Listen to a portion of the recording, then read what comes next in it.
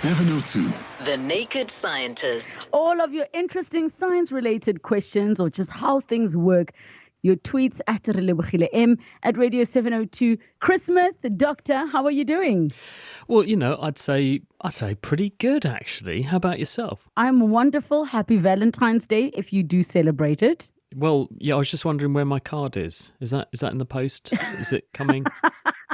Did you like yours? I prefer to declare my love publicly, so I'm wishing you happy Valentine's Day. Same. That's a brilliant strategy. Yeah, I wish you all the best, and I'm declaring my love as well. Mutual Admiration Society founded. I love it. All right, so we've already got some voice notes that have been coming through. Let's start with the first one. Hi, Relebogile. I wanted to ask the naked scientist. My son is terrified of shoes. When we put shoes on him and make him stand, he just cries. So I'm wondering now, is that also like a sensory overload or something? Because he wears socks. I put the shoes on with socks on, sometimes without socks, but still he doesn't want to wear shoes. He just cries, and it's not the size of the shoe that's the matter. Can you please help me out with that? Oliswa here in Rustenburg. Ooh, interesting one, doctor. I think probably this is just children being scared of new things and new sensations.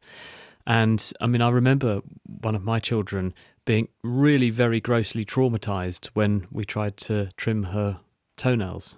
She used to call them her feet nails, and she used to scream, "I don't want my feet nails to be cut." And I used to hate having my fingernails trimmed as well. The feet and hands have a really big representation in the brain. In other words, if we were to map out how much brain matter we devote to the information coming in through our fingers and toes, it's enormous, especially our big toe. And so children derive a lot of information about what's going on in the world around them through what they feel with their feet. And if you change that sensation, it does feel very strange to them, especially if they've got used to having nothing on their feet or just minimal coating like thin socks or something, and then you put something that to them feels constraining and confining.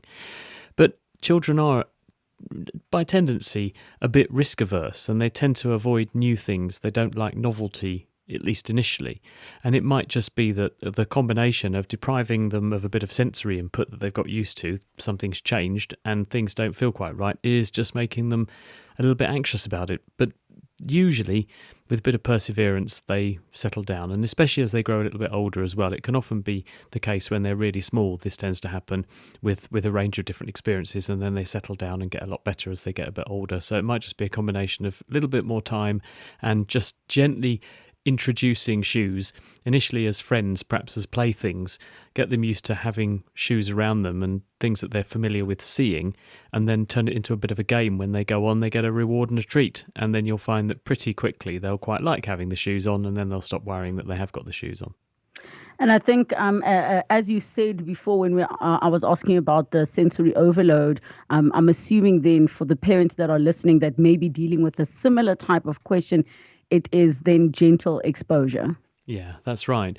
And as I say, play is a powerful thing. And if you introduce something that you want to get a child used to through the elements of play and have a sort of reward built into it as well. So they do something with the shoes and something fun happens, and then slowly the shoes make their way onto the feet and something fun and nice happens. Eventually they associate the nice things happening with the shoes being on, and then the screaming blue murder when the shoes are on stop. I got you completely. All right, we've got a call. We've got Lucas in Pretoria. Hi, Lucas. Hi, how are you guys? We're great, thank you. All right. I just want to quickly ask the doctor, what do they mean by time space? Because that's something I cannot grasp. Time itself is intangible and space itself. So when they say time space, what do they mean? Hi, Lucas. Well, actually, they're referring to space-time, right. And it was Einstein that came up with this idea, because before Einstein came along, Isaac Newton, a few hundred years ago, had worked out these various laws, Isaac Newton's laws of motion, and he came up with the concept of gravitation, why things are attracted to each other, and his calculations were very good, and at the sorts of scales that we were considering them, they worked exceptionally well. But then Einstein came along and said, well, actually, this is not going to work when we invoke other circumstances at much greater scales, bigger magnitudes. And in fact, Newton's calculations will be slightly wide of the mark. And Einstein's calculations, which have been subsequently proven by proper experimentation, show that we can't really regard space as this intangible thing that just stuff attracts each other. We have to have a model for why, say, the Earth goes around the sun. And what Einstein envisaged was that the fabric of space is actually this thing called space-time. And this stems from the work he did on relativity.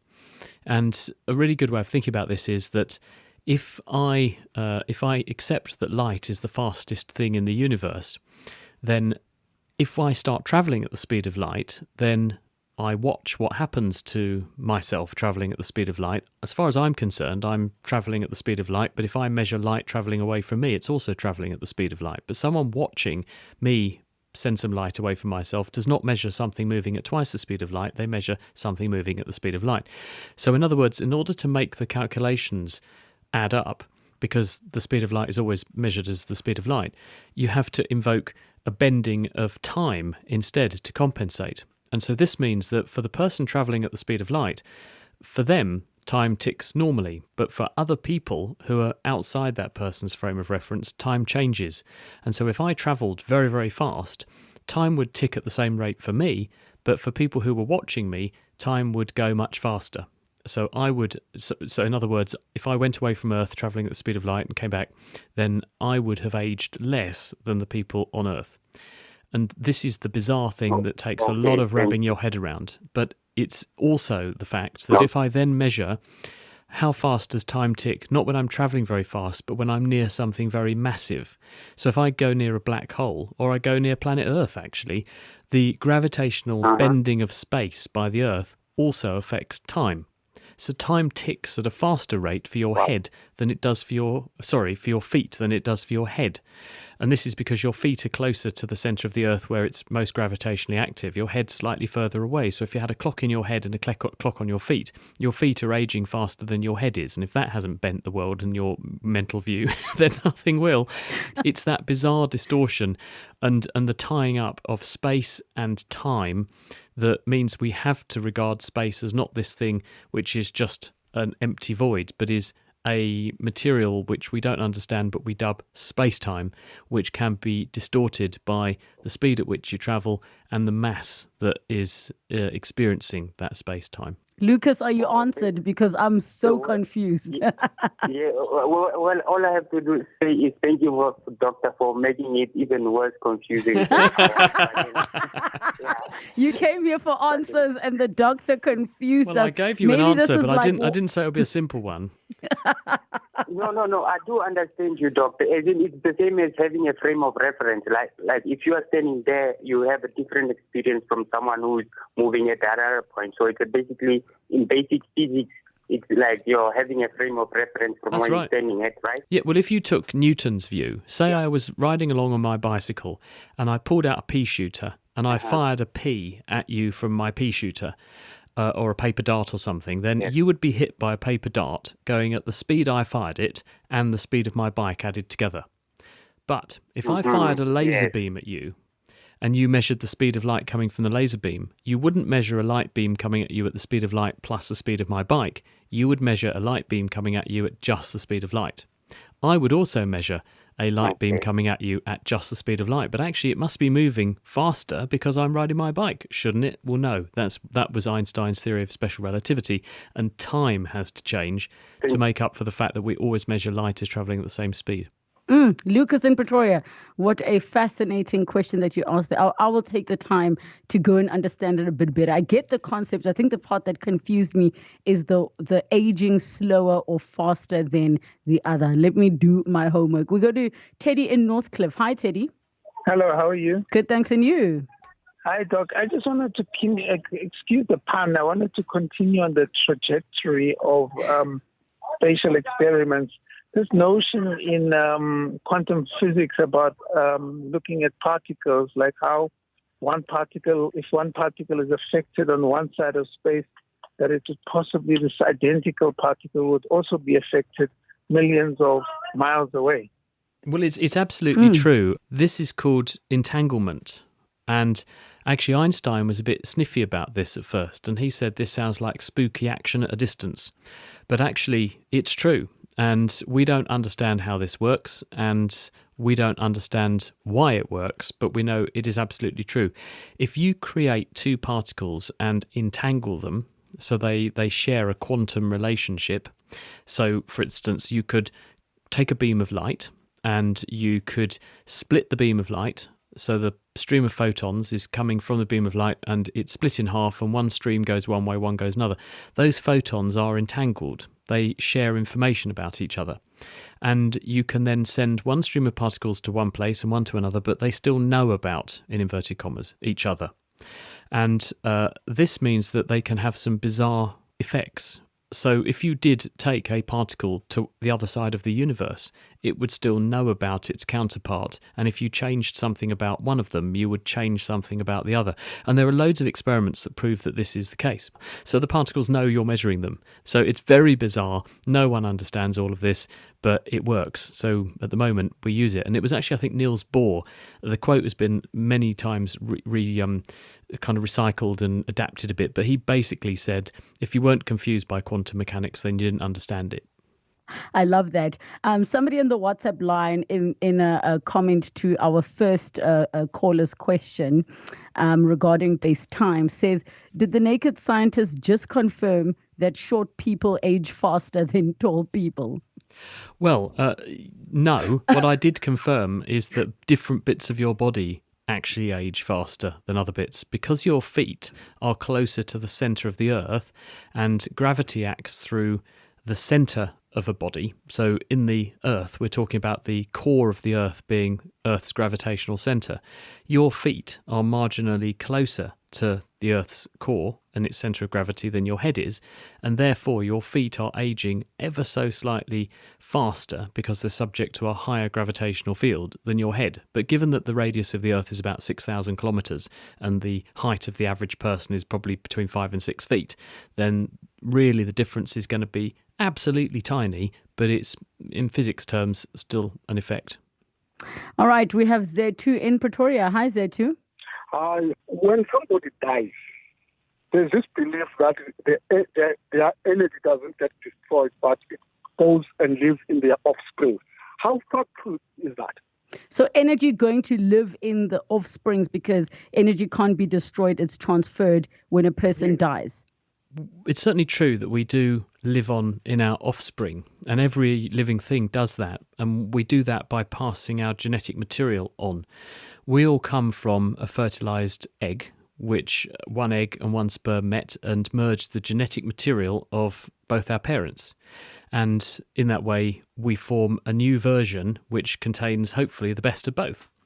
And when you have children, you do the same. You pass on half of your genetic code onto each of your children. It's a different half for each child, but you're passing on half of your genetic code.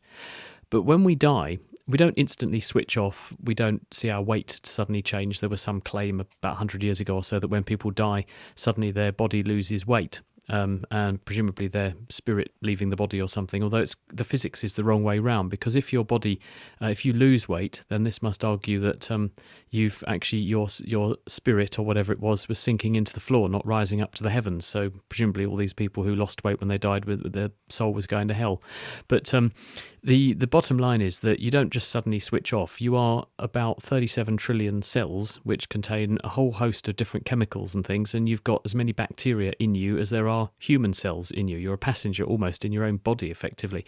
And when you die, you are returning to Mother Earth all of the chemistry and chemicals and nutrients that are in your body. Because you have heaped up together lots of exciting chemicals and put them all in one place, you're an excellent food source for microbes, and that includes bacteria and fungi. And so they come along and they will basically eat you up. And when we bury people, we put them in the ground, and the microorganisms, both in them but others that join the party later, will contribute to that decay process. And they unstitch all the molecules and atoms that we have brought together in one place in our body, and they return those things and those chemistries back into the environment where they can form new life, sustaining life, on the way to forming new life. And so basically, all the atoms that are here on Earth either came from the Big Bang about 13.8 billion years ago, or they were born in stars in the universe that merged together smaller atoms and made bigger ones and then blew themselves to pieces or died and spewed out this material into space. And a lot of it aggregated here on Earth.